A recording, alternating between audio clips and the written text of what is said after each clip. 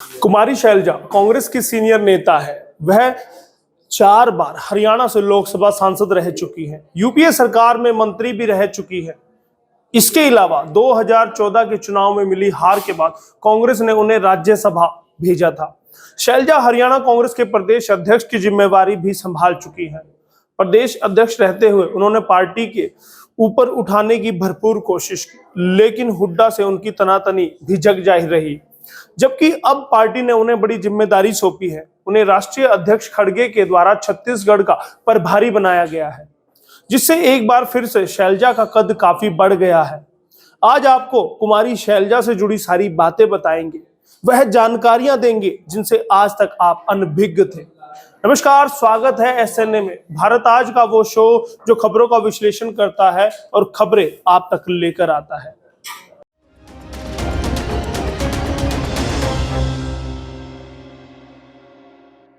पूर्व सामाजिक न्याय और अधिकारिता मंत्री कुमारी शैलजा का जन्म चंडीगढ़ के नेता व पूर्व केंद्रीय मंत्री चौधरी दलबीर सिंह के घर 24 सितंबर 1962 को हुआ। माता का नाम कलावती था, जिनका मार्च 2012 में निधन हुआ। एक स्त्री होने के बावजूद उन्होंने अपनी मां को मुखाग्नि दी थी, जिसके लिए शैलजा खूब फेमस भी हुए थे। कुमारी शैलजा अभी तक अविवाहित है और ऑल इंडिया नेशनल कांग्रेस के कद्दावर नेता हैं। कुमारी शैलजा बचपन से ही पढ़ने में काफी तेज थी। प्रारंभिक शिक्षा दिल्ली के Jesus and Mary public school में हुई। स्नातकोत्तर तथा एमफिल चंडीगढ़ से पंजाब विश्वविद्यालय से किया। 1990 में महिला कांग्रेस की अध्यक्षा बनकर इन्होंने अपने राजनीतिक कैरियर की शुरुआत की थी। 1991 में पहली बार 10वीं लोकसभा चुनाव में हरियाणा के सिरसा लोकसभा सीट से जीती और नरसिम्हा राव सरकार में शिक्षा और संस्कृति राज्य मंत्री बनी। जुलाई 1992 से सितंबर 1995 तक मानव संसाधन विकास मंत्रालय के शिक्षा और संस्कृति विभाग की केंद्रीय उप मंत्री रही है। सितंबर 1995 से मई 1996 तक उक्त विभाग की केंद्रीय राज्य मंत्री भी रही। 1996 में 11वीं लोकसभा में दूसरी बार सिरसा सीट से जीत हासिल की तथा कांग्रेस संसदीय दल की कार्यकारी समिति की सदस्य बनी। 1996 से 2004 तक अखिल भारतीय कांग्रेस कमेटी की सचिव व प्रवक्ता पद का दायित्व उन्होंने संभाला है। तीसरी बार 2004 में वे 14वीं लोकसभा चुनाव में कुमारी शैलजा ने हरियाणा की अंबाला सीट का प्रतिनिधित्व किया तथा डॉक्टर मनमोहन सिंह सरकार में आवास और शहरी गरीबी उपशमन मंत्रालय की राज्य मंत्री स्वतंत्र प्रभार बनी। फिर 2005 में राष्ट्रमंडल स्थानीय सरकार फोरम के संचालन मंडल के सदस्य निर्वाचित हुए। 2007 में 2 वर्ष के कार्यकाल के लिए संयुक्त राष्ट्र पर्यावास की 21वीं शासी परिषद की अध्यक्ष भी वो चुनी गई। 2009 में चौथी बार 15वीं लोकसभा के लिए निर्वाचित हुई। 31 मई 2009 से 18 जनवरी 2011 तक आवास और शहरी गरीबी उन्मूलन और पर्यटन विभाग की केंद्रीय कैबिनेट मंत्री रही। 19 जनवरी 2011 से 28 अक्टूबर 2012 तक आवास और शहरी गरीबी उपशमन और संस्कृति मंत्रालय की केंद्रीय कैबिनेट मंत्री का दायित्व उन्होंने संभाला। अक्टूबर 2012 से सामाजिक न्याय और अधिकारिता मंत्रालय में केंद्रीय कैबिनेट मंत्री के रूप में कार्य कर रही थी। 27 जनवरी 2014 को उन्होंने मंत्री पद से इस्तीफा दे दिया और कांग्रेस संगठन में काम करने की इच्छा जाहिर की। शैलजा ने 2019 में अंबाला से आम चुनाव लड़ा। उसके बाद राज्य की राजनीति में वापसी की। उस वर्ष बाद में कांग्रेस पार्टी की हरियाणा इकाई की अध्यक्ष वो चुनी गई। वह 2014 से 2020 तक राज्यसभा सांसद भी रही हैं। जब मंत्री रहते हुए शैलजा पर हुआ था केस दर्ज। जी हां, आपको सुनने में बड़ा रोचक लग रहा होगा। मार्च 2011 में केंद्रीय पर्यटन मंत्री कुमारी शैलजा पर पंजाब और हरियाणा उच्च न्यायालय में केस दायर किया गया, जिसमें उन पर धोखाधड़ी, आपराधिक धमकी, जालसाजी व अन्य आपराधिक षड्यंत्र के आरोप लगाए। याचिकाकर्ता वकील बीएस चाहर ने कथित तौर पर आरोप लगाए थे कि शैलजा ने मिर्चपुर मामले में जाट नेताओं के खिलाफ वाल्मीकि समुदाय के लोगों को भड़काने में महत्वपूर्ण भूमिका निभाई थी। साथ ही एक मुकदमेबाजी से खुद को बचाने के लिए उन पर दबाव बनाकर कोरे और गैर न्यायिक कागजात पर हस्ताक्षर करने के लिए मजबूर किया था। इसके अलावा पहले भी उनका नाम किसी विवाद में घसीटा गया था।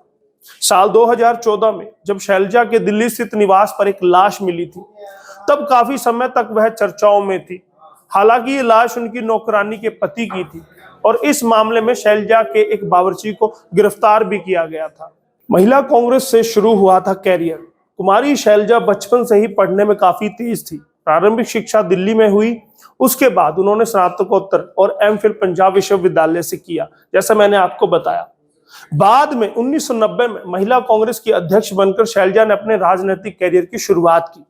1991 में वो पहली बार 10वीं लोकसभा चुनाव में हरियाणा के सिरसा लोकसभा सीट से जीती थी और सरकार में मंत्री रही। और सरकार किन की थी? नरसिम्हा राव की। शैलजा की जाति पूछे जाने पर हुआ था बवाल। इसके अलावा 2015 में उन्होंने राज्यसभा में यह कहकर हंगामा मचा दिया था कि द्वारका मंदिर में उनकी जाति पूछी गई थी। एक मीडिया संस्थान की रिपोर्ट के मुताबिक उन्होंने यह दावा भी किया था कि ऐसा तब हुआ था जब वह केंद्रीय मंत्री रहते हुए मंदिर में पहुंची थी। 2019 में चखा हार का स्वाद। 2019 के आम चुनाव में यानी संसदीय चुनाव में अंबाला से भारतीय जनता पार्टी के रतनलाल कटारिया से वो हार गए थे। इसके बाद उन्होंने राज्य की राजनीति में एक नए सिरे से दिलचस्पी दिखाई और अक्टूबर 2019 में होने वाले विधानसभा चुनाव से ठीक पहले सितंबर 2019 में हरियाणा प्रदेश कांग्रेस कमेटी की अध्यक्ष नियुक्त की गई। हरियाणा प्रदेश की अध्यक्ष रहते हुए कुमारी शैलजा ने संगठन को मजबूत करने के लिए काफी कदम उठाए, लेकिन हुड्डा और उनके गुट की ओर से उनको कभी सहयोग नहीं मिला। इसी वजह से हुड्डा के साथ उनका 36 का आंकड़ा रहा। शैलजा के पिता भी रह चुके हैं प्रदेश अध्यक्ष। कुमारी शैलजा कांग्रेस के बड़े नेता रहे चौधरी दलबीर सिंह की बेटी हैं। सिंह भी हरियाणा कांग्रेस के अध्यक्ष और केंद्र में कई बार मंत्री रहे हैं। पिता की विरासत को संभालने वाली शैलजा भी सामाजिक न्याय और आधिकारिक मंत्री पदों पर रह चुकी है और अब हाल ही में राज्यसभा की सदस्य भी वो रही हैं।